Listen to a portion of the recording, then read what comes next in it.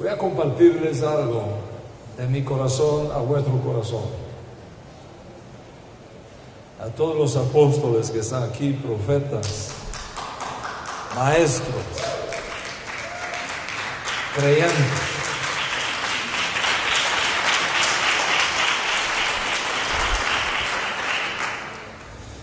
Creo que el retorno a las raíces hebreas de la fe, por parte de eso que los historiadores equivocadamente llaman la iglesia,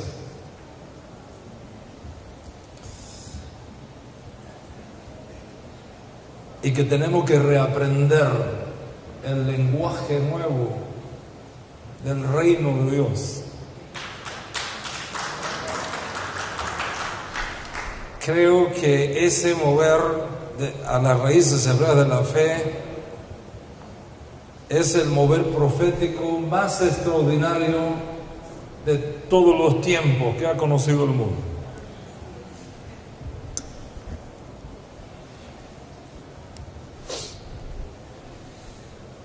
Y luego de pensar y repensar en todas las posibles temáticas para compartir con ustedes en esta tarde,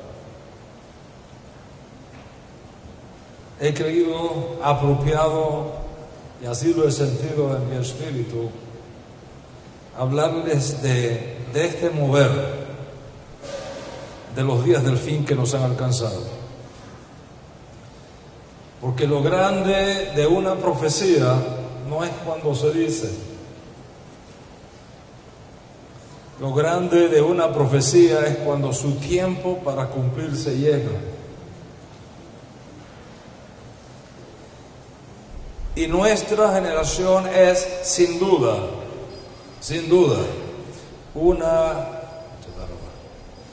generación profética. Una generación que está siendo llamada por Hashem, por el Dios de Israel, a unirse a Él en algo extraordinario que el Eterno se propuso hacer desde antes de los días de antaño y que ahora justo delante de nuestros ojos se está cumpliendo.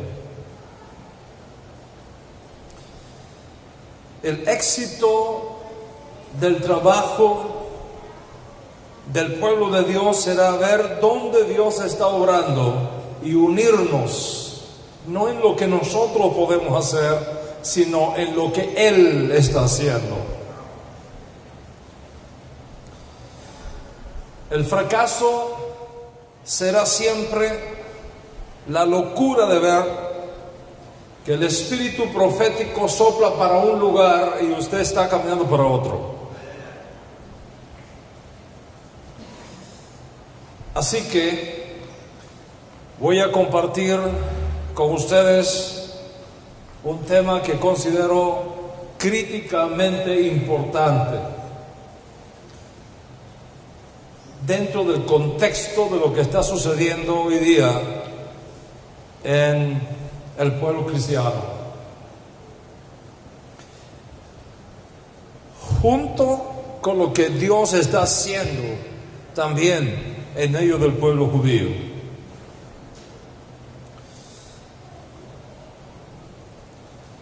El retorno a las raíces hebreas de toda una generación de creyentes en todas partes del mundo. Viajo 100,000 millas todos los años. Y no hay un lugar del mundo que no esté ocurriendo esto. Señal de que no se trata del trabajo de un hombre, sino del mover de Dios en las naciones.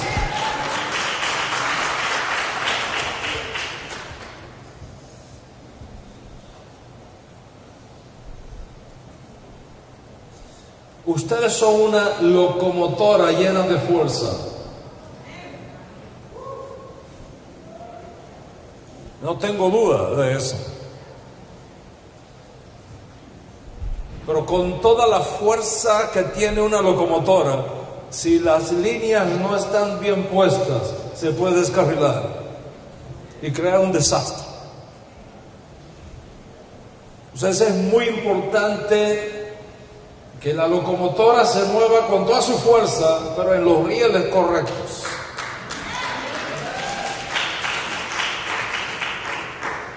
Y esta tarde quiero poner unos cuantos de esos rieles. Así que no se vaya todavía cuando esté poniéndolo, espere hasta el final para que vea que la locomotora va a caminar con fuerza, pero seguro.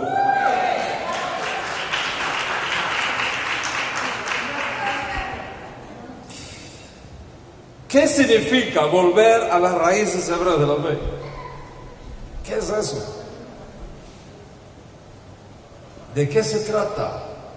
¿Es una nueva moda?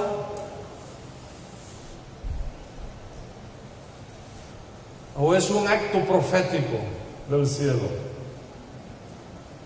Cuando hablamos de volver a las raíces hebreas de la fe, ¿de qué estamos hablando?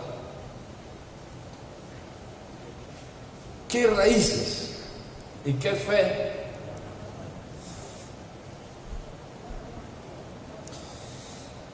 Al principio, lo que se conoce como historia del cristianismo o como iglesia primitiva era una secta judía dentro del judaísmo multifacético del primer siglo, que fue conocida con varios nombres, como los creyentes o los discípulos o los del camino o los netzarim. Este último fue el más conocido de todos por provenir en secuencia lógica y costumbrista judía de su líder, en este caso Yeshua min Nazaret, Yeshua de Nazaret. En los primeros 10-12 años de este movimiento de Yeshua en Israel, no había gentiles. Era un movimiento judío entre judíos.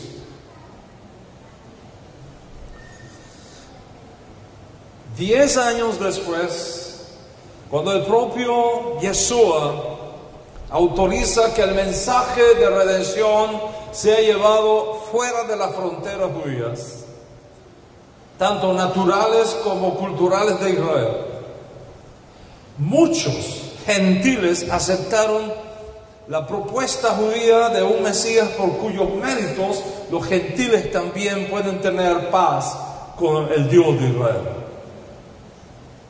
Y la gran pregunta que se hizo el judaísmo netzarita, que tenía su Bet Din, su centro, su junta directiva en Jerusalén, bajo la custodia de los 12 apóstoles, la pregunta que ellos se hacían no fue ¿qué vamos a hacer con los judíos que reconocen a Yeshua como Mesías? Esa no fue la pregunta que ellos hicieron,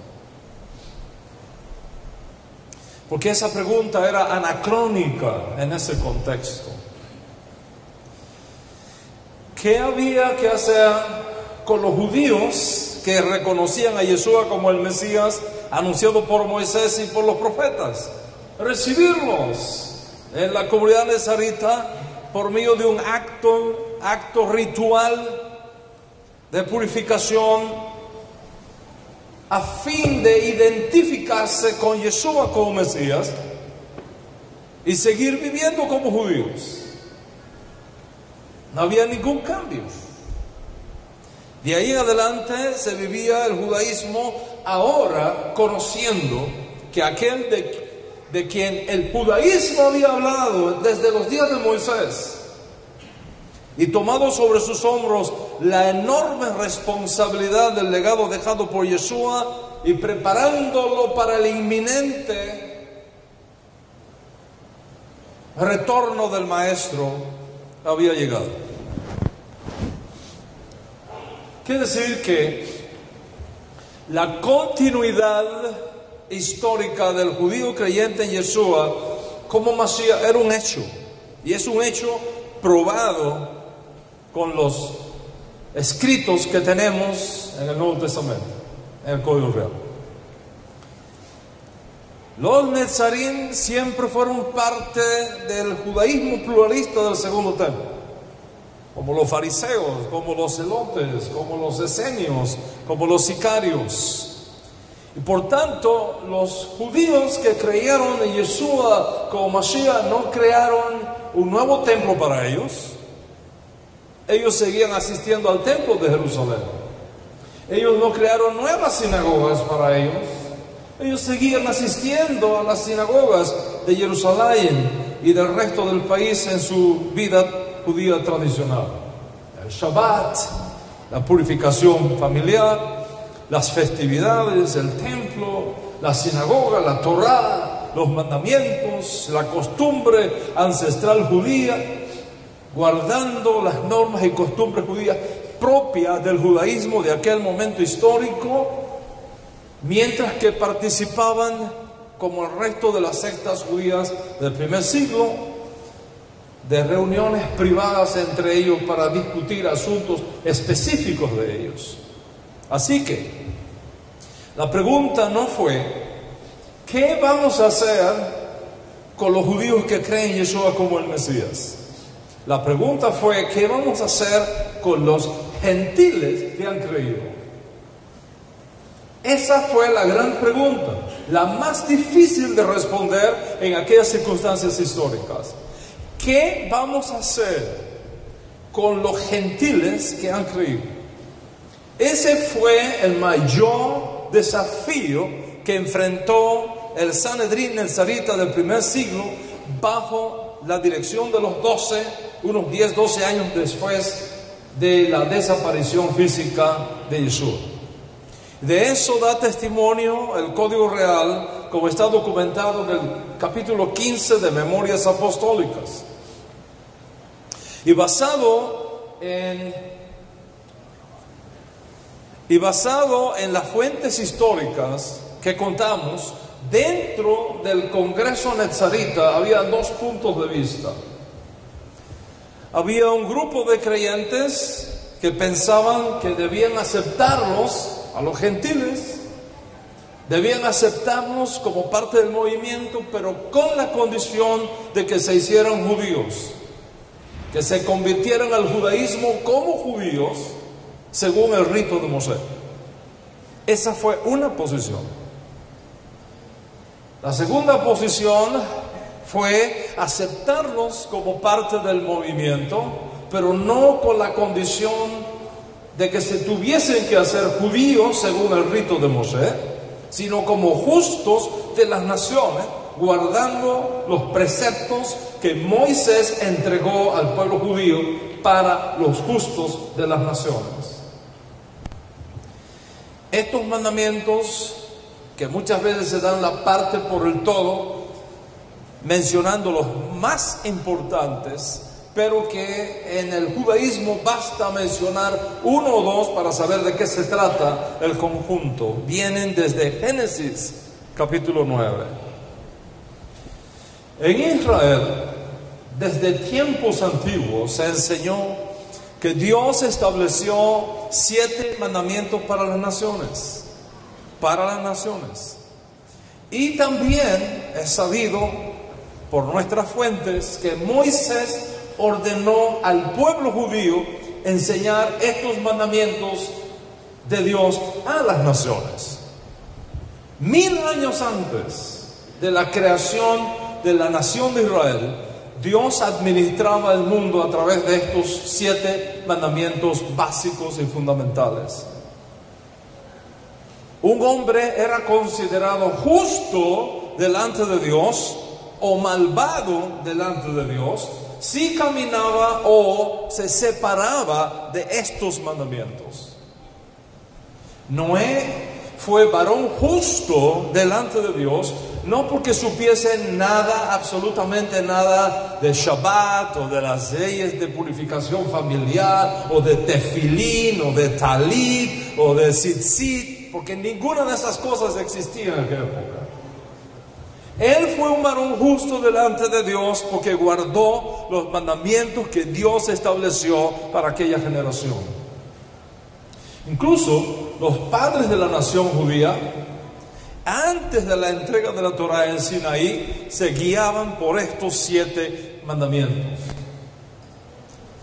Y estos 7 mandamientos básicos que son mencionados implícita o explícitamente en la Torá, en los profetas, en el Código Real, incluso en el Talmud, son los siguientes. Número 1, lo avodah zará, no idolatría. Ese es número 1, no idolatría. 2, no blasfemia. 3, no asesinato. 4, no robo. 5, no inmoralidad sexual.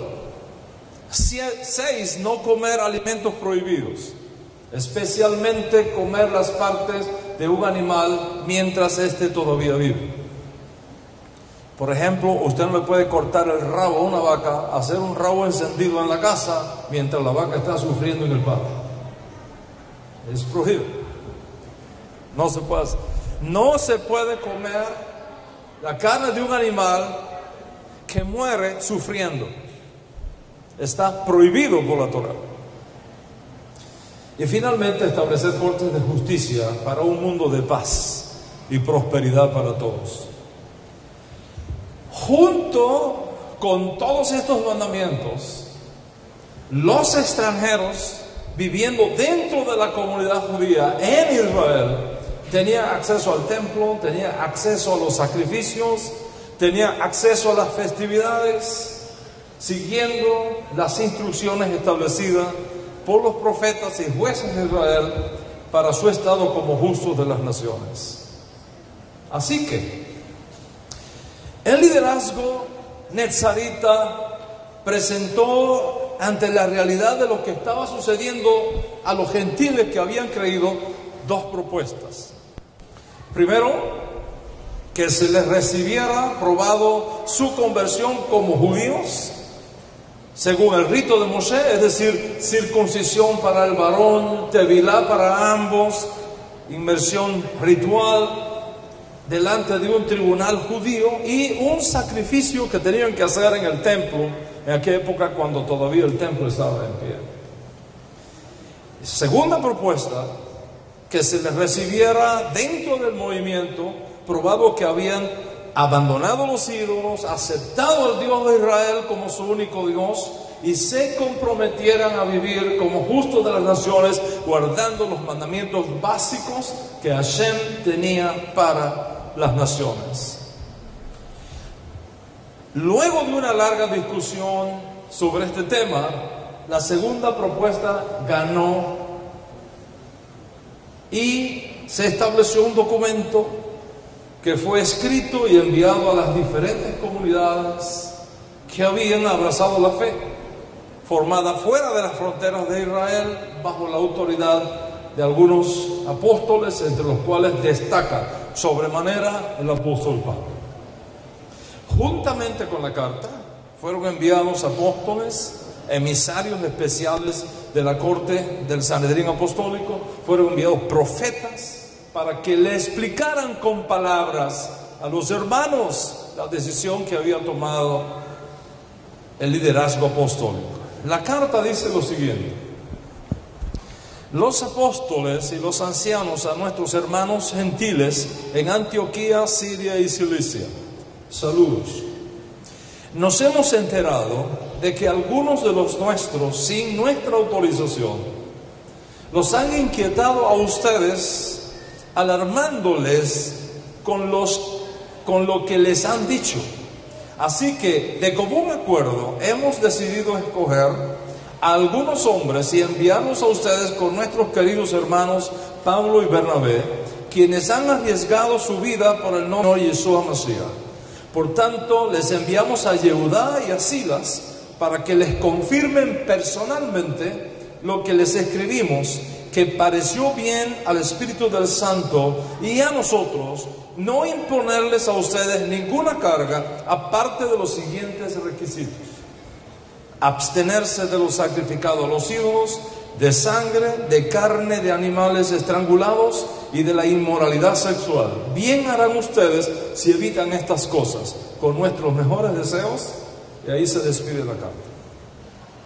De esta manera quedó establecido que los creyentes de origen gentil no deben ser obligados a hacerse judíos, no deben ser obligados a vivir como judíos, mientras que pueden ser recibidos y bienvenidos y aceptados en el judaísmo nazarita como justos de las naciones. Segundo, deben guardar los 7 mandamientos básicos que el judaísmo desde tiempos inmemoriales ha establecido, nutrirse de la rica savia del judaísmo nazarita, disfrutar de las bondades de la herencia judía recibida, sin exigirles la circuncisión, es decir, sin obligarles a hacerse judíos, sin obligarles a vivir como judíos, no porque fuese un error hacerlo, sino porque no es una exigencia, excepto que voluntariamente quieran hacerlo, luego de su conocimiento de la ley de Moisés, al cual escuchaban todos los días de Shabbat en las sinagogas, a donde se congregaban también los creyentes de origen no judío en el primer siglo. Este principio se volvió halajá lemashiach mi Jerusalén, es decir, cuando en el judaísmo se dice esto es halajá lemashiach mi Jerusalén, o cuando en el judaísmo se dice esto es halajá lemoshe mi Sinaí, significa no se puede discutir. Ese asunto de revelación del cielo no se puede discutir. Este principio se volvió halajá lemashiach mi Jerusalén, un principio del cual no podemos desviarnos so pena de dañar la redención y estorbar lo que Dios está haciendo en el mundo.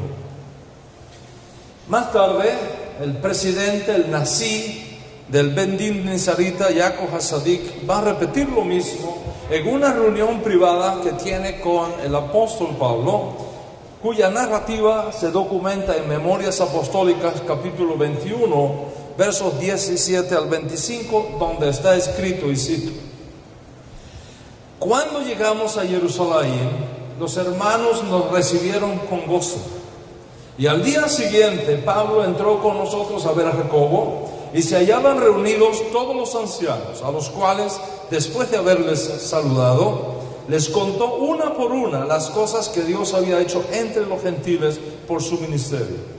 Cuando ellos lo oyeron, glorificaron a Dios y le dijeron: ya ves, hermano, cuántos millares de judíos hay también que han creído, y todos son celosos por la ley.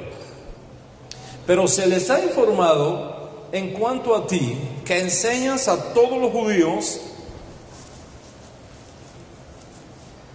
que están entre los gentiles a apostatar de Moisés, diciéndoles que no circunciden a sus hijos ni observen las costumbres. ¿Qué hay pues? La multitud se reunirá de cierto, porque oirán que has venido. Haz pues esto que te decimos: hay entre nosotros 4 hombres que tienen obligación de cumplir voto. Tómalos contigo, purifícate con ellos, paga sus gastos para que se rasuren la cabeza, y todos comprenderán que no hay nada de lo que se les informó acerca de ti, sino que tú también andas ordenadamente guardando la ley. Pero en cuanto a los gentiles que han creído, nosotros le hemos escrito determinando que no guarden nada de esto. Que no guarden nada de esto. Solamente que se abstengan de los sacrificados, los ídolos, de sangre, de ahogado, de fornicación. Todo lo cual es exactamente el contenido de la carta de Hechos 15. Rabino Shaul confirma Aún más esto cuando escribe una de sus cartas a los creyentes de origen gentil en la corrupta y pagana ciudad helenista de Corinto, hablando de este tema. Para comprender el trasfondo de esta carta, hay que pensar que no se trata simplemente de una carta, es una respuesta rabínica. Es un término técnico en el judaísmo para hablar de un rabino que está respondiendo a una pregunta que viene de alguna persona o de una comunidad. Y cuando hablamos de una respuesta rabínica, estamos hablando de un documento legal donde un rabino establece cuáles son los principios que se tienen que regir en ciertas circunstancias. Respondiendo a una pregunta que enviaron los emisarios de la comunidad de Corinto al rabino Shaul sobre este tema, esta es la respuesta rabínica que da Shaul, el apóstol Pablo. Dice así, y cito: fuera de esto, según el Señor ha asignado a cada uno, según Dios llamó a cada cual, así ande. Y eso ordeno en todas las comunidades. Fue llamado alguno ya circuncidado, quédese circuncidado. Fue llamado alguno estando incircunciso, no se circuncide. Cada uno en el estado en que fue llamado, en él se quede. Eso es alajá rabínica, netzarita. Cada uno en el estado en que fue llamado, en él se quede. Está claro que para Pablo, exigirle a un creyente de origen no judío, es decir, proveniente de la incircuncisión, que se circuncide como condición para ser recibido, es un asunto totalmente contrario a la halajá de Moshiach. Y para confirmar más el asunto, vemos cómo en la práctica Rabino Shaul usó este mismo principio a dos de sus compañeros de ministerio, circuncidando a Timoteo porque era hijo de mujer judía y por lo tanto judío, pero no circuncidando a Tito porque no era judío.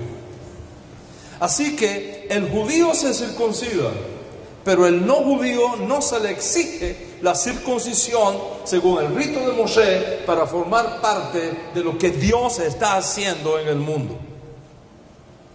Y de todo este congreso nezarita de Jerusalén quedó establecido por los creyentes que dirigían el movimiento, que los hermanos y hermanas que venían del mundo gentil podían ser recibidos de entre las naciones sin exigirles que se hicieran judíos, probado que guardaban los mandamientos propios para el judaísmo, para los gentiles. ¿Cuántos están conmigo hasta acá? ¿Qué pasó en el primer siglo? ¿Qué pasó? Muchos se hicieron judíos y otros permanecieron como justos de las naciones. Los partidarios de la primera propuesta, es decir, los judíos creyentes en Yeshua, celosos por la Torá y por las costumbres judías, no estuvieron de acuerdo con la decisión del Sanedrín de Nezarita en Jerusalén y comenzaron por cuenta propia a enseñar que para recibirlos a los gentiles en sus comunidades tenían que hacerse judíos y vivir como judíos y no los aceptaban. Mientras que el otro grupo se mantuvo firme en la decisión de los apóstoles y recibían a sus hermanos de origen gentil sin exigirles la circuncisión según el rito de Moshe. A partir de ese momento hubo una separación, un cisma, una división en el judaísmo nezarita. Una rama judía creyente en Yeshua se fue por el mundo enseñando: si quieren ser parte de nosotros, tienen que hacerse judíos, vivir como judíos y guardar las costumbres judías. Y la otra rama, dirigida por el apóstol Pablo y su equipo, enseñándole a los hombres y mujeres de las naciones: ustedes pueden ser parte de lo que Dios está haciendo sin exigírseles hacerse judíos ni vivir como judíos. Estas fueron las condiciones. Estas fueron las condiciones, esto fue lo que pasó, esto fue lo que sucedió. Así que en estas condiciones va pasando el tiempo, mueren los apóstoles y entonces se da un nuevo fenómeno dentro del movimiento. El triste fenómeno de que los creyentes de origen gentil en un punto determinado comienzan a abandonar su fe judía, comienzan a abandonar su matriz judía y establecerse como casa propia cada vez más lejos de lo que fue la enseñanza apostólica original. En el año 110, uno se podría maravillar, en el año 110, principio del segundo siglo, uno se podría maravillar de los cambios que habían ocurrido ya en la herencia de los padres dentro de los hermanos de origen no judío. Cuando alguien nacía en el judaísmo, todo era simplemente cultos, sacrificios. Ahora es una reunión de oración. Antes el majestuoso templo de Jerusalén, ampliado por Herodes, era el centro de la vida judía. Ahora cada una de las sinagogas del mundo eran centros autónomos de la vida judía. Antes los líderes oficiales del judaísmo eran sacerdotes nacidos en la nobleza, entrenados en el ritual bíblico. Ahora el nuevo liderazgo son los rabinos. El judaísmo cambió a partir del año 70 con la destrucción de Jerusalén y del templo. Pero por el lado no judío, los creyentes de origen no judío comienzan un proceso de separación de sus raíces hebreas, primero por razones políticas evidentes y segundo por el desarrollo de ciertas ideas no judías en un contexto no judío que llevó a un proceso de adaptación cultural para hacer más accesible la fe judía a los no judíos.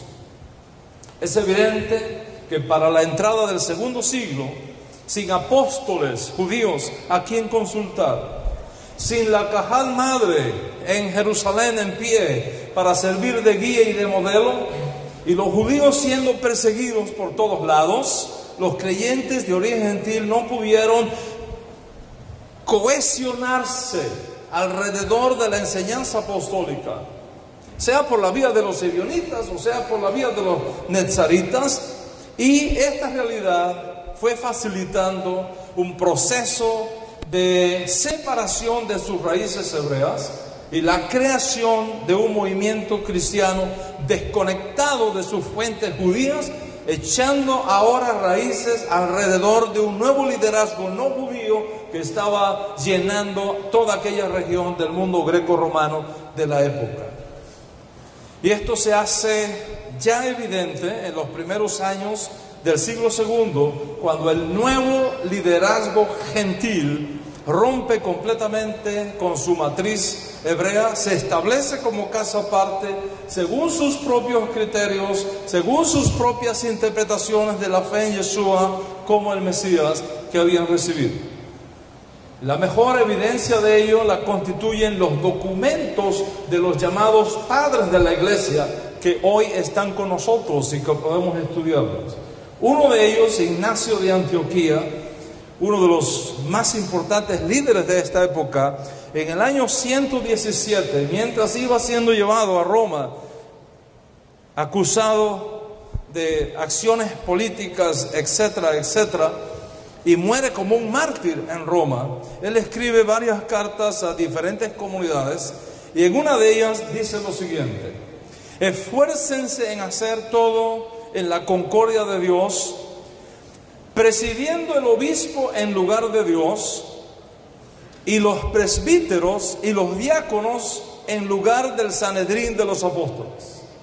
En otras palabras, a partir de este momento somos nosotros, no los apóstoles judíos, somos nosotros los que vamos a llevar adelante este trabajo. Lamentablemente, las cosas fueron así, y para esta gente de esta entrada del siglo II, el concepto de cría fama y acuéstate a dormir se hizo una realidad.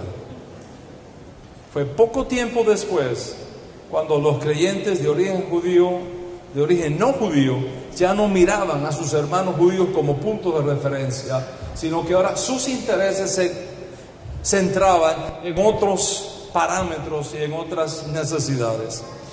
Y en ese proceso se prohíbe a los cristianos celebrar nada judío para no tener nada compartido con los asesinos de Cristo, y una cantidad de doctrinas comienzan a surgir que finalmente separa completamente a los cristianos de su raíz hebrea. ¿Qué cosa es entonces el regreso a las raíces hebreas?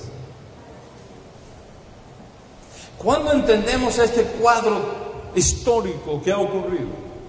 Cuando hablamos de regresar a las raíces hebreas, ¿de qué estamos hablando? Estamos hablando de un proceso de Shuvah, de un proceso de retorno, de reintegro a la matriz hebrea de la fe cristiana, como fue diseñada originalmente por los apóstoles bajo la dirección del Espíritu de Dios y como está documentado en Hechos capítulo 15. Y esto es precisamente lo que hemos venido haciendo en el mundo desde los últimos 25 años de mi vida. Tomar a los creyentes de la mano y guiarlos por las sendas antiguas y reintegrarlos de nuevo en la matriz hebrea de su fe, no dentro de una matriz helenista, sino hebrea, de tal manera que podamos experimentar y vivir otra vez en línea con lo que fue el plan original de Dios Altísimo para su pueblo. Y en este proceso vas a experimentar cambios radicales en tu manera de pensar. En este proceso vas a experimentar cómo dejar detrás la mentalidad helenista, retomar tu mentalidad hebrea de tu fe y tu manera de vivir dentro de Israel, no como extranjero, no como advenedizo, sino como conciudadano de los santos y herederos de la familia de Dios.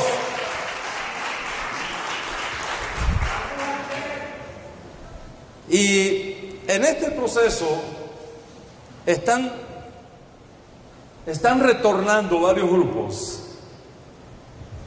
Primero, están retornando gentiles que son llamados por el Eterno de en medio de las naciones. Y están retornando. Están retornando también judíos asimilados en el cristianismo, que siempre han sabido que son judíos, pero que por razones de la vida abrazaron la fe cristiana, y ahora Dios los está llamando a retornar a su fe hebrea y a su vínculo con la tierra de Israel. Ellos también están regresando y los llamamos los Baal Teshuvah. Es uno de los movimientos de retorno más extraordinarios que está tomando lugar en el mundo hoy día, los Baal Teshuvah, los hijos del retorno.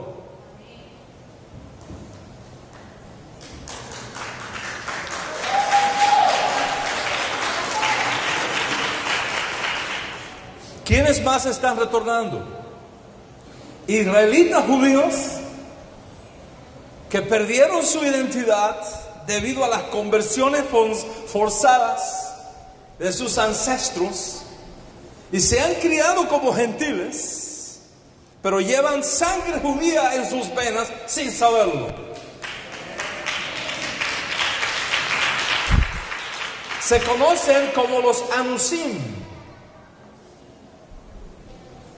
Anusim viene del plural de Anus. Anus significa los que fueron violados.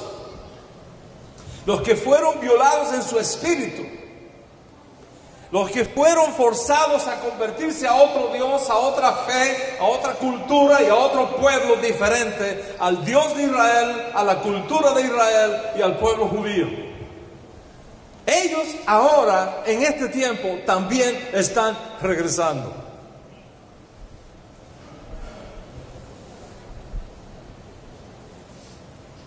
Y no me extrañaría que muchos en esta sala sean parte de ellos.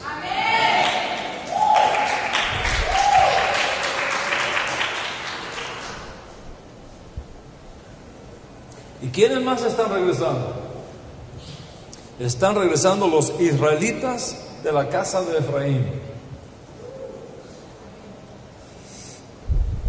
Aunque este es un asunto que he venido enseñando por los últimos 20 años, he escrito libros sobre esto y demás, debido a su importancia voy a destacar en síntesis de qué se trata. En el libro del profeta Oseas se revela que a las 10 tribus norteñas que se separaron de la casa de David a la muerte del rey Salomón, debido a la naturaleza cultural con la práctica y las costumbres de otras naciones que en el norte de Israel tomó lugar, Dios Altísimo los llamó los Ruhamá. Los Ruhamá quiere decir no compadecido. Luego, los Ruhamá, la casa de Israel, daría a luz un hijo. Y Dios le dice al profeta Oseas: ponle por nombre a ese hijo Lo-Amí, no pueblo mío, porque ya ustedes no van a ser más mi pueblo, ni yo seré más su Dios. Así que tanto Lo-Ruhamá como Lo-Amí pierden su identidad hebrea. Y les fue profetizado que también perderían todas las señales de pacto que identifican al pueblo judío con el Eterno. Dice el profeta Oseas: les quitaré mi trigo, les quitaré mi vino, les quitaré sus peregrinaciones, les quitaré sus lunas nuevas, les quitaré su Shabbat y les quitaré sus fiestas solemnes. Se los quitaré, le quitaré todo. Se los quitaré. ¿Qué tenemos aquí? A un hijo pródigo, a un hijo que ha perdido su identidad, a un pueblo que dejó de ser el pueblo de Dios. Lo-Amí, sin Shabbat, sin Yom Tov, sin Rosh Chodesh, sin nada de lo que da identidad a Israel. Lo perdieron todo. Sin embargo, el propio profeta anuncia que el estado final de Lo-Ruhamá y el estado final de Lo-Amí no será la provincia apartada. El estado final de ellos será el retorno. El retorno será el final. Dice el profeta Oseas, y cito: no obstante esto, los israelitas serán tan numerosos como la arena del mar, que no se puede medir ni contar. Y en el lugar que se les llamó Lo-Amí, se les dirá Bené el-Jai. En el lugar donde se les dijo: ustedes no son mi pueblo, se les dirá: ustedes son hijos del Dios viviente.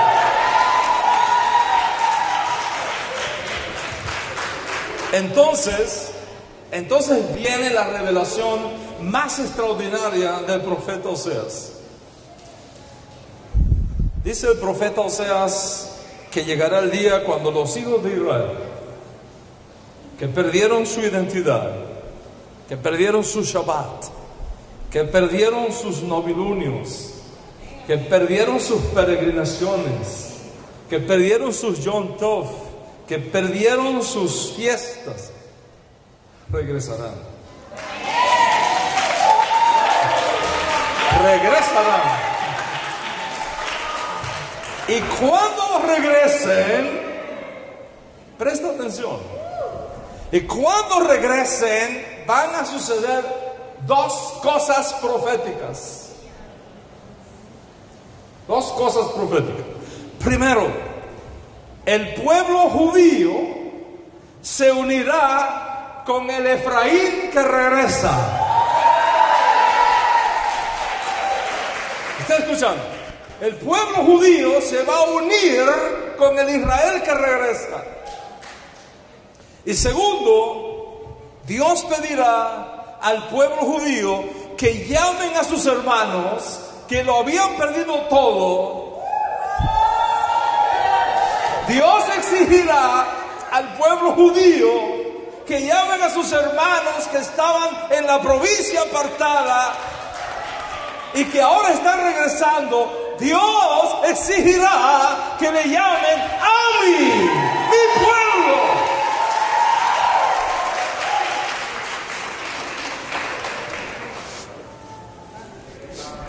Vea entonces este formato profético. Un pueblo que pierde su identidad por mezclarse con prácticas y costumbres extrañas, se queda sin Shabbat, se queda sin Rosh Hodesh, se queda sin fiestas, se queda sin peregrinaciones. Y un pueblo que retorna del exilio, un pueblo que se levanta de una provincia apartada, decide regresar a casa, y Dios le pide a su pueblo judío que nunca más lo llamen no pueblo mío, sino a mi pueblo mío.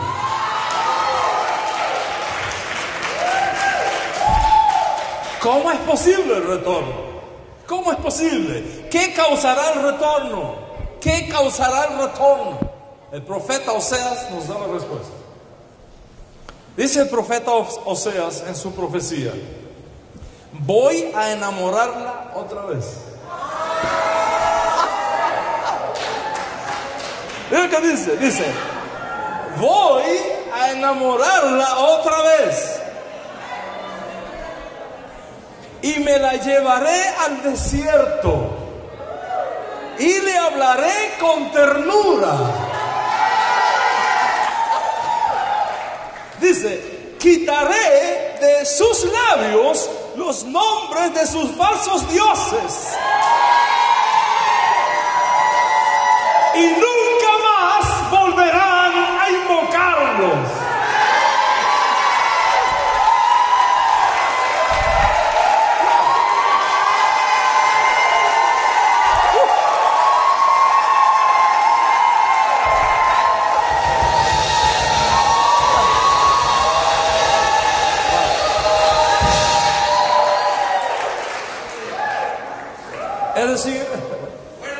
Es decir, a ese pueblo que lo había perdido todo, Dios le habla al corazón.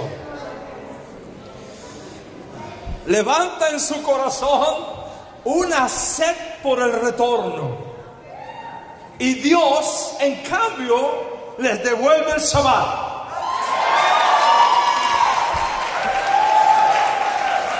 Dios les devuelve el Rosh Hodesh. Dios le devuelve Rosh Hashanah.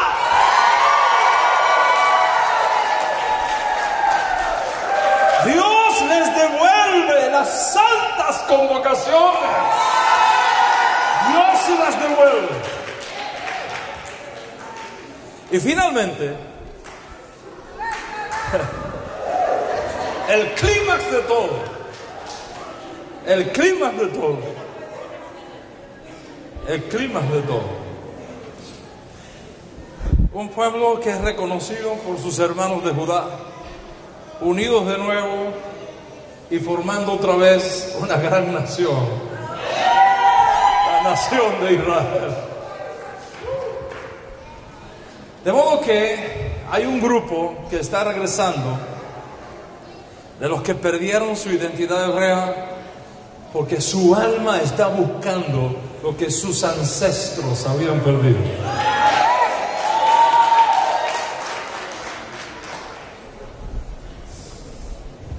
Allá en la antigua Sefarat, cuando el pueblo judío fue obligado a convertirse al cristianismo católico, hubo judíos. Estaba diciendo que hay un grupo ahora que está regresando porque perdieron su identidad hebrea, pero su alma está buscando lo que sus ancestros habían perdido.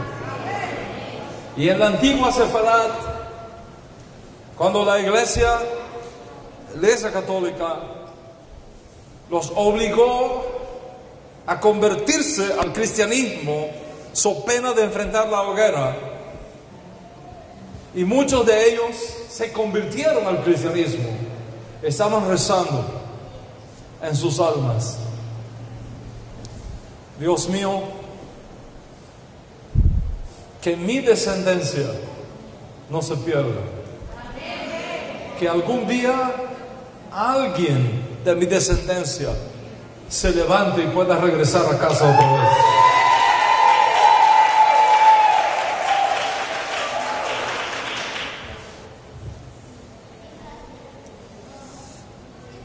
Y ahora, esos que habían perdido su Shabbat, sus fiestas, sus convocaciones de santidad, en la conclusión de los tiempos proféticos, Dios Altísimo está haciendo sonar un shofar y los está llamando uno a uno, mandamiento a mandamiento, familia tras familia, comunidad tras comunidad. Y estamos viendo un extraordinario proceso de restauración de su estatus como Ami, como pueblo mío. Hoy día esas ovejas perdidas de la casa de Israel, con diferentes nombres, no importa en realidad el nombre que les den, son la fuerza profética más grande que ha llegado al mundo. En un principio se hacían pasar por cristianos, pero luego en casa, cerradas las puertas, procuraban vivir como judíos. Los cristianos españoles sospechaban de ellos, les llamaban marranos, puercos, para humillarlos más todavía. Y como el pueblo judío era tan bendecido por Dios a pesar de esas circunstancias y prosperaban, los cristianos españoles sacaron el puerco con el cual los identificaban y lo hicieron un lugar para guardar dinero.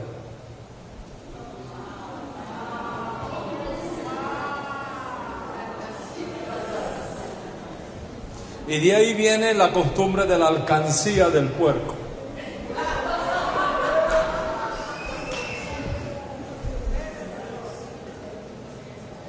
Rompan al puerco para sacarle la riqueza que tiene adentro.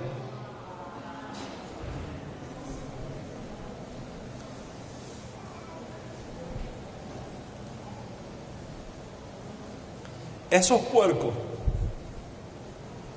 y esos marranos están regresando y están retomando su identidad hebrea.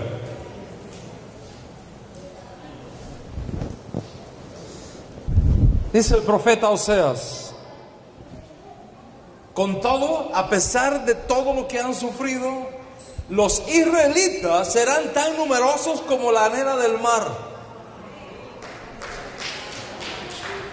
Y dice más, dice: el pueblo de Judá se reunirá con ellos y nombrarán un solo jefe y resurgirán en su país, porque grande será el día de Jezreel.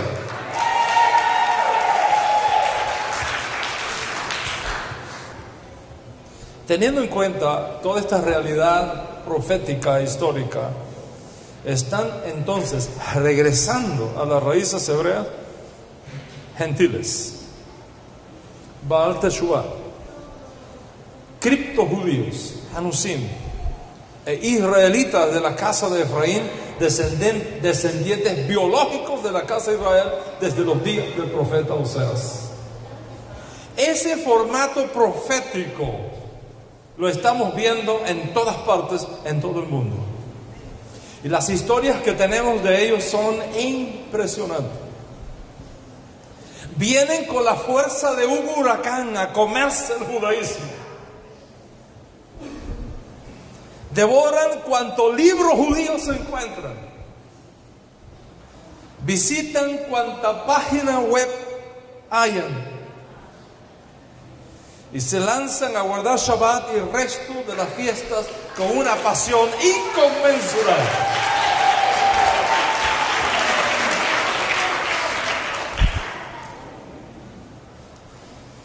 Por supuesto, en ese proceso requieren atención, requieren amor, aceptación, instrucción, porque el deseo sin conocimiento es peligroso. Porque la ignorancia es atrevida. Y hemos visto cosas suceder en este proceso que si un judío ortodoxo estuviese aquí saldría corriendo.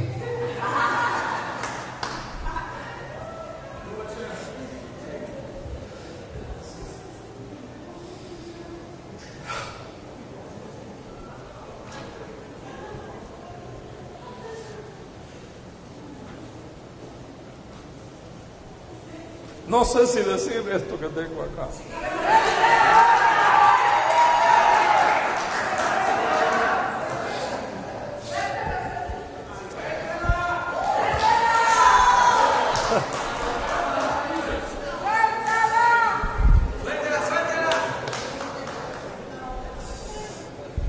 Tal vez después no vas a querer que la haya soltado.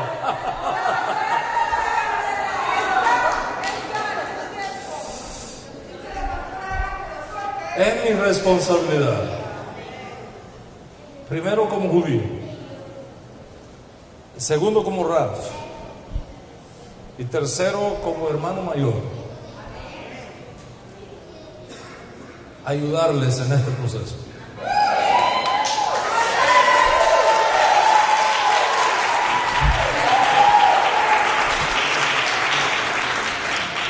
Si ustedes se dejan ayudar.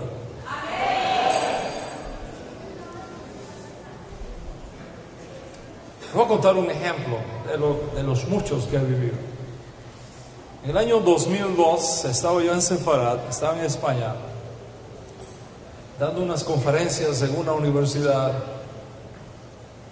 a la que asistieron muchas personas. Y alguno de los que estaba allí me invitó luego para ir a otra ciudad a compartir parte de esas conferencias a su gente. Y luego que terminé esas conferencias allá, el pastor, con un grupo, bueno, en realidad eran 3 pastores, con un grupo preciosísimo de líderes, tuvieron una cena conmigo porque querían hacerme una propuesta.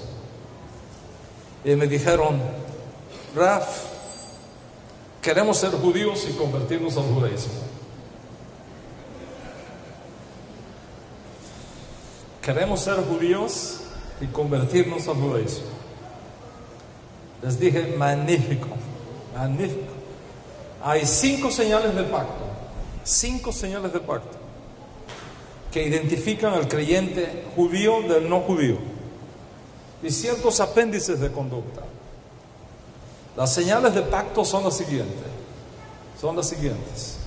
Primero, Brit Milá, la circuncisión en la carne. Segundo, tefilín, unas tiras que nos ponemos en el brazo. Tercero, mezuzá, unas marcas que ponemos en las puertas de nuestras casas. Cuarto, Shabbat, como remembranza de la salida de Misraim. Y quinto, tzitzit. El tzitzit katán, que lo llevamos por dentro, los sefaríes, los llevamos por dentro. Y no lo enseñamos, lo llevamos por dentro, los sefaríes. Los askenazí lo llevan allá abajo. Nosotros lo llevamos por dentro. El katán o el gadol, que usamos para los rezos. Y el apéndice de conducta es la kippah, para el varón. Estas son marcas básicas y fundamentales.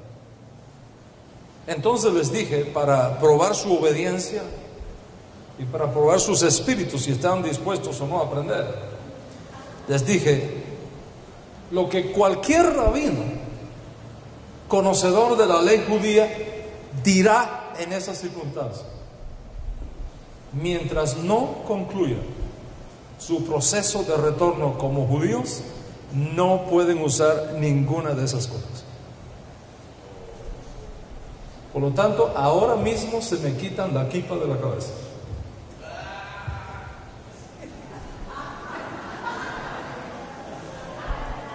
Me quitan el tzitzit de sus vestidos y me quitan todas las mesuzas que han puesto en las puertas de su casa.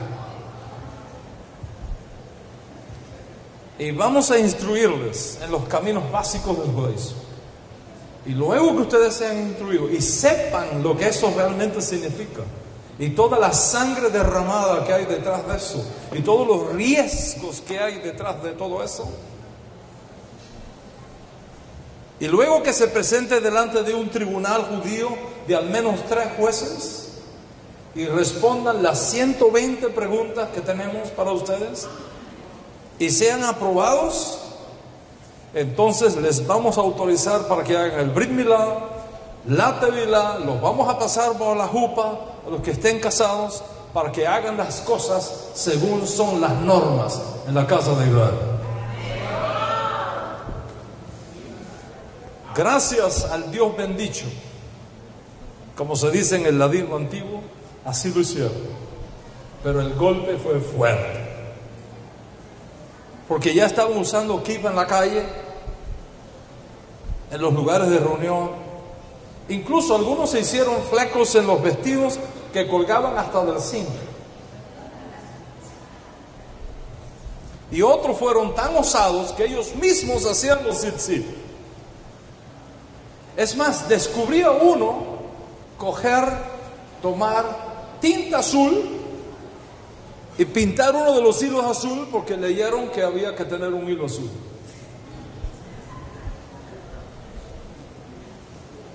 Un rabino hubiese visto eso, hubiese salido corriendo. Pero les cuento el final, cómo fue. 18 meses más tarde, todos fueron aprobados. Todos fueron aprobados. Todos hicieron su brit, todos pasaron por la mikveh, todos pasaron por la jupá, y entonces tuve el honor personalmente ese día de entregarle su talit, de entregarle su tefilín, de entregarle sus kippot, de ponerles la mesusa en la puerta de su casa, porque ahora lo habían hecho bien. Y el día de su conversión les dije: ahora tienes el derecho de usar todos estos atuendos judíos, porque hiciste las cosas como manda la ley, no por la izquierda, no porque así yo lo entiendo, o no porque así me gusta, sino porque así guardas los principios de la casa de Israel. Te bendigo y te recibo como hermano nuestro. Pero ahí no terminó la cosa. Habían estudiado para hacerse judíos, lo que significa ser judío y vivir como judío. Pero ahora tenían la responsabilidad de enseñar judaísmo a otros. ¿Qué hice? Lo que hicieron conmigo mis rabinos. Les prohibí enseñar judaísmo hasta que aprendieran judaísmo. Les dije: lo que ustedes vayan aprendiendo lo van a ir enseñando, pero tenían que aprenderlo y aprenderlo bien. Mientras tanto estarán recibiendo clases y enseñando clases, no cualquier clase, sino clases correctas, para que las copias que vengan detrás sean correctas y sin errores. Así que todos entraron en la yeshiva, estudiaron conmigo por varios años y finalmente los certifiqué, y ahora enseñan ellos mismos Fueron 4 años de estudios intensos, pero valió la pena. Donde quiera que van, hacen bien las cosas. No enseñan una cosa para luego descubrir que no es así y empezar a corregir y a corregir y a corregir, y así no que es así. Hacer bien las cosas. De hecho, uno de ellos es el secretario general en Sefarad de nuestra alianza. Otros han hecho aliyá y viven en Israel exitosamente. Lo que te estoy diciendo es esto. Entre Roma y Jerusalén, entre la provincia apartada y el retorno a la casa del Padre, tiene que haber un periodo de teshuvá. Tiene que haber un periodo de volver en sí, de caminar hacia el lugar correcto, de instrucción, de reaprender, de volver a empezar. Y es por eso que hemos establecido un proceso de retorno, una plataforma de retorno, una transición que llamamos el proceso de teshuvá, el proceso de volver a casa. Y en ese proceso, sea como Beneno, sea como Baal Teshuvá, sea como Anusim, sea por restauración de identidad, sea por lo que sea, en ese proceso hay que aprender y hay que estudiar. Y voy a ser transparente contigo. No hacemos conversión para el Estado de Israel. La conversión para el judaísmo nazarita es la que hacemos, para ser parte de las comunidades que Dios está levantando con el retorno de las raíces hebreas de la fe en este tiempo. Si tu intención es hacer una conversión para irte a vivir a Israel, entonces tienes que ir al consulado de Israel, informarte cómo son las reglas y seguirlas.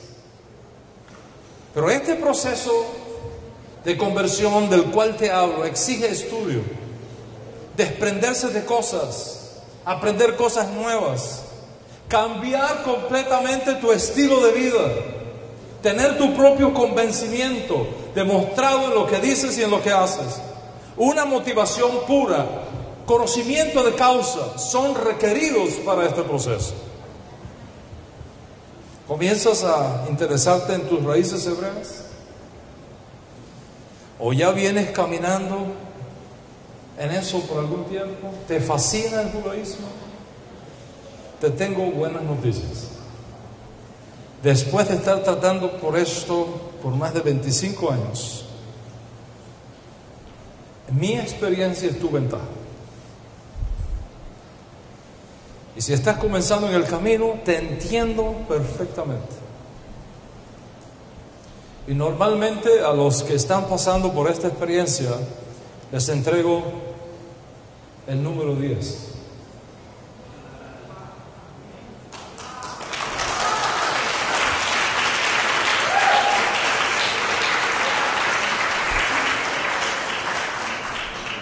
Diez mandamientos.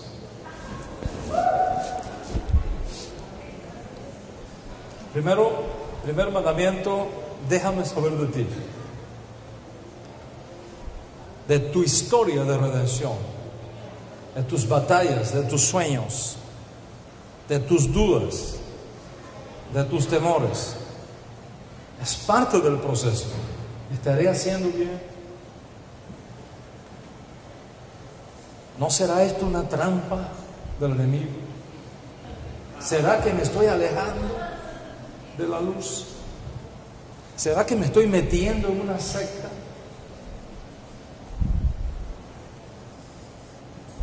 No temas. El Eterno, Dios Altísimo de Israel, está en control de todo. Ese es número 1. No temas. Número 2. Si eres presbítero, obispo, pastor, apóstol, profeta, evangelista o sustentas cualquier otro título conocido en el cristianismo, me gustaría conocerlo, porque así te puedo ayudar más y sugerirte estudios especializados, porque estos títulos en el cristianismo no son usados de la misma manera en la casa de Israel. Y hay que aprender cómo manejarlos. Y te voy a enseñar cómo manejarlos. Tercero, si eres pastor o líder cristiano, no hagas cambios en tu comunidad hasta que tú mismo no hayas avanzado primero en tus propios estudios y aprendas a hacer las cosas para luego guiar con responsabilidad a aquellos que te siguen por el camino correcto. E introducir cambios en la comunidad sin la debida preparación y sin la correcta metodología podría causar daños innecesarios, y no tenemos por qué cometerlos. Cuarto, y este es uno de los mandamientos más importantes: prepárate para sufrir.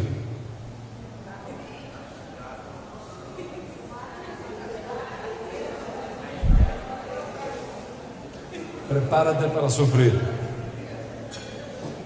Es posible que algunos te abandonen y se vuelvan tus enemigos. Es parte del precio que tenemos que pagar por la verdad. Pero te digo esto: no cambies la verdad por la amistad.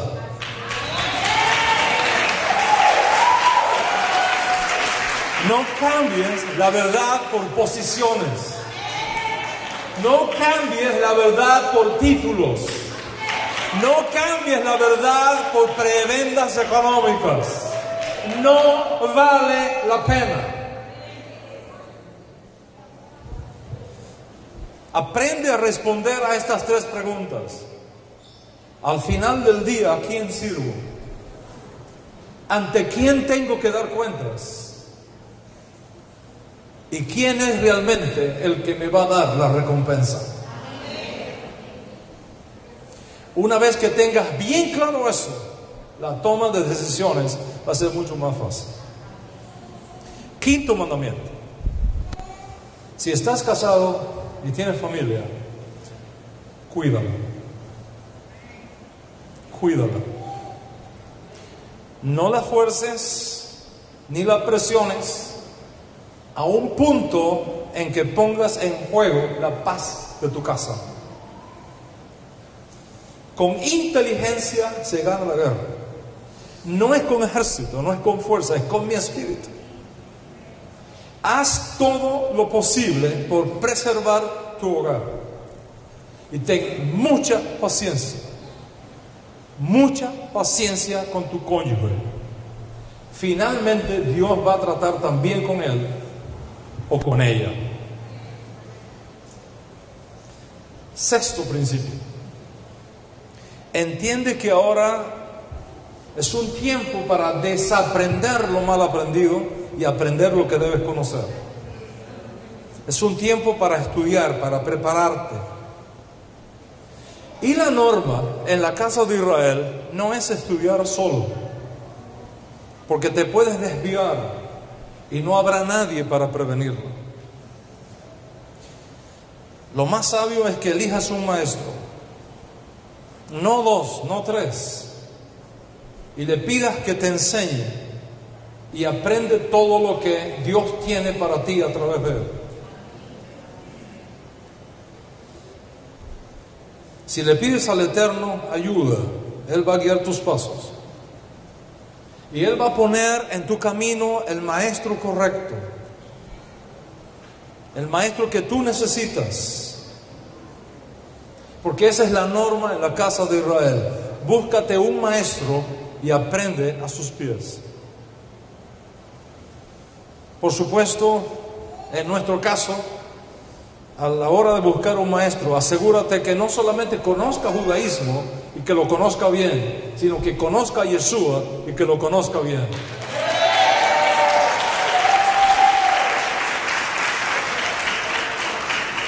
Un judaísmo sin Yeshua tiene muchos huecos, tiene muchos vacíos y tiene muchas tembladeras ocultas. Te las quiero evitar para que no caigas en ellas.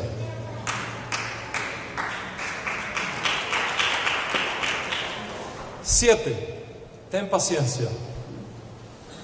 Te va a tomar 2 o 3 años de estudio tener un fundamento apropiado de tu fe hebrea. Y mientras vas aprendiendo, incorpora tanto como puedas en tu estilo de vida lo que aprendes en la clase. Estudiar no es un extra, es la esencia misma del retorno. Un antiguo rabino decía: nunca digas cuando tenga tiempo estudiaré. Quizá nunca lo tengas. Rabino Shaul, después de la revelación en el camino, salió a trabajar, pero tuvo luego que retirarse, estudiar, indagar, y esto requiere paciencia.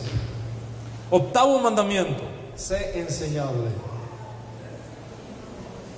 El orgullo espiritual es nuestro peor enemigo. Pon a un lado todos tus títulos, pon a un lado todos tus doctorados.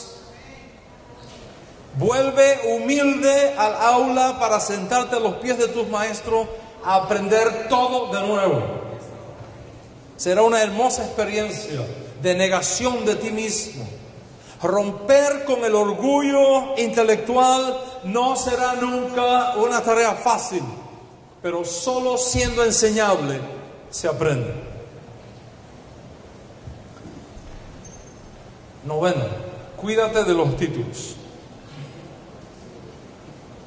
Cuídate de los títulos. No pienses que porque en el cristianismo eres apóstol, o eres profeta, o eres doctor, o eres evangelista, o eres presbítero, una vez regresas a las raíces hebreas, ya eres rabino. No es así.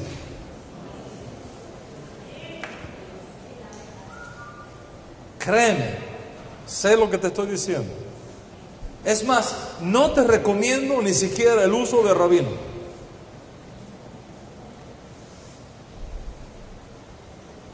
De paso, el título que tengo como reconocimiento de mis estudios judaicos no es de rabí. Soy Raf, que son 2 cosas diferentes. Estas cosas hay que aprender. Título de rabino solo se reserva a los que estudian en Israel.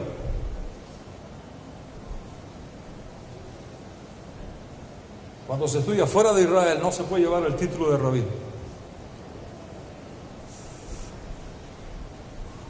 Estas cosas hay que estudiarlas, hay que conocerlas, para no caer en tembladeras, para no caer en huecos en el camino innecesariamente.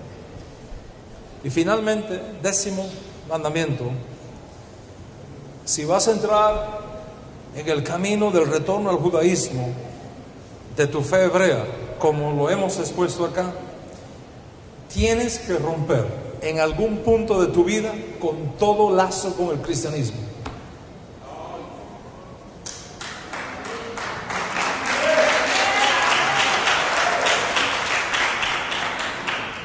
Tienes que salir de Roma. Y tienes que permitirle al Espíritu de Mashiach que saque a Roma de ti.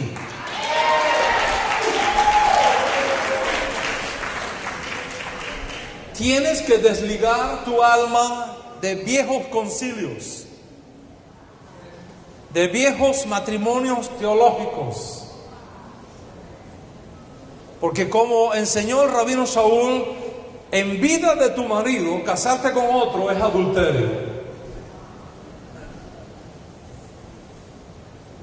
Si tu alma ha estado ligada a algún concilio, algún profeta o algún apóstol que no sigue el camino que Dios te ha mostrado a ti,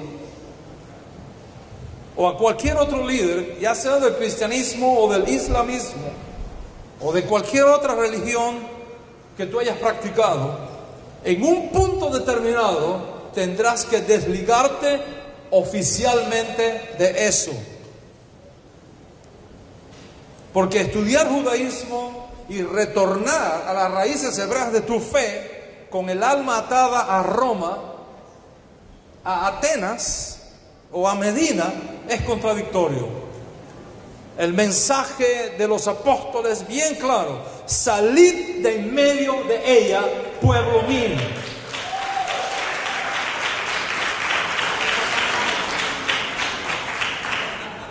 Estos son los 10 mandamientos que siempre les entrego a los que me dicen que quieren realmente entrar en el proceso del retorno a sus raíces hebreas. Esto no es un juego. El espíritu profético no juega a los dados. Está en juego el alma de una generación, y está en juego algo más precioso todavía. Está en juego el reconocimiento del pueblo judío de Yeshua como Masías. Y si tú fallas, ellos no lo van a ver.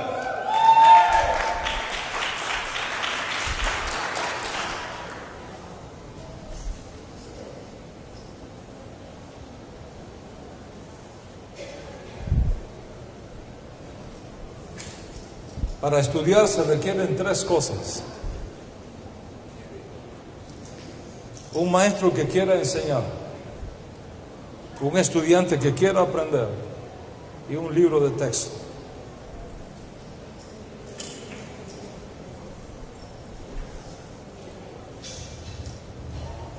De más está decirte que quiero enseñarte, por eso que estoy aquí.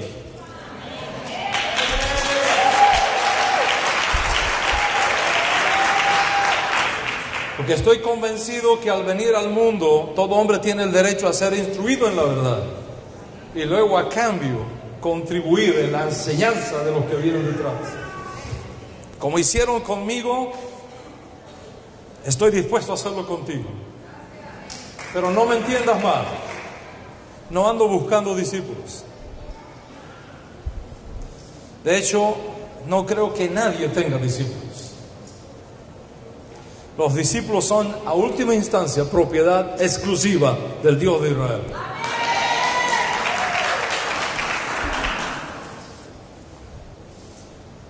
Y aunque hablamos así, la realidad es que todas las almas pertenecen a Hashem por derecho divino.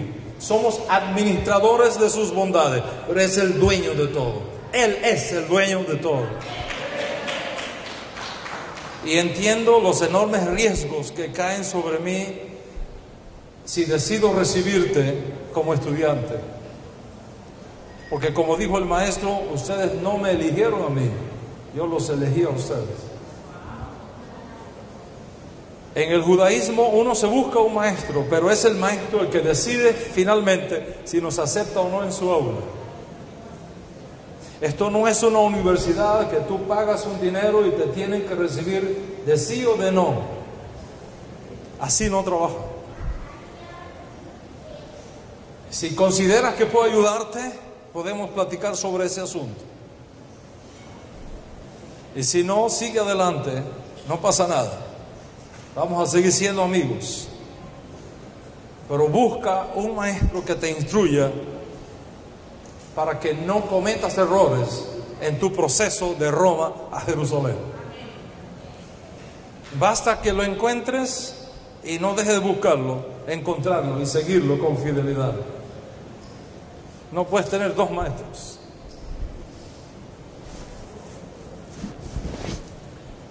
Podemos estudiarlo todo, pero siempre con un maestro. Te vas a ahorrar mucha confusión si sigues mi consejo. Y si consideras que el cielo me ha puesto en tu camino, vamos a estudiar y esforzarnos y vamos a evaluar las posibilidades. Pero quiero ser transparente con todos. No ando detrás de discípulos, ni detrás de andar ofreciendo coberturas. ni detrás de protagonismos, ni buscando construir mi imperio, ni cosas como esas. Si Dios te trae a mí, te recibiré, te enseñaré y te cuidaré. He aprendido que los discípulos que uno se busca, luego te dejan.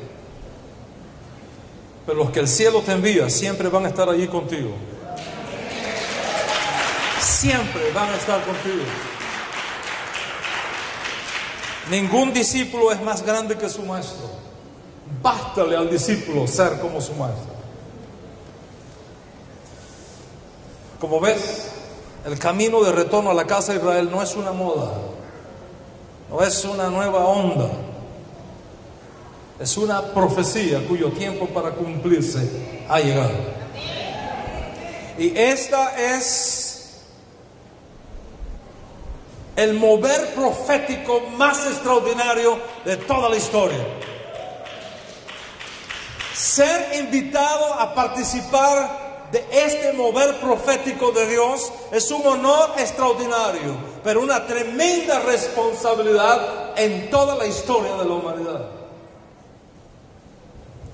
Y como todas las cosas de la profecía, no podemos jugar con ella. Hay que aprender, hay que prepararse, hay que estudiar, hay que ganarse el puesto en la oportunidad extraordinaria que el cielo nos está enviando. La mies es mucha, los obreros pocos, el jefe apremia y no podemos parar ya la cosecha. Feliz el pueblo a quien la providencia divina llame para ser parte del mayor mover profético de Dios en toda la historia de la humanidad. Feliz el pueblo a quien Dios llame a eso.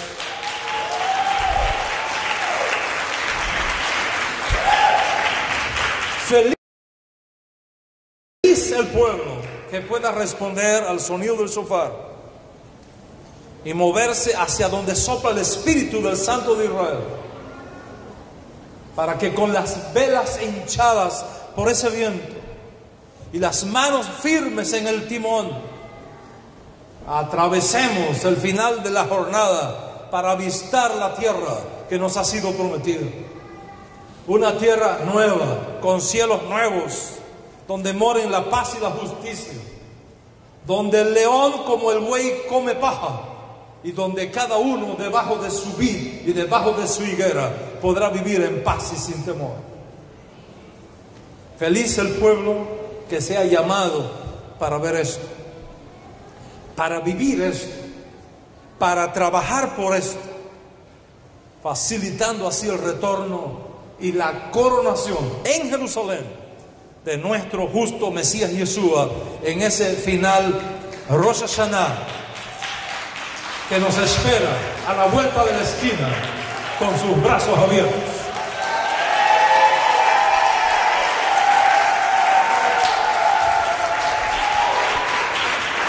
Que sea así y pronto y en nuestros días. Shalom, shalom.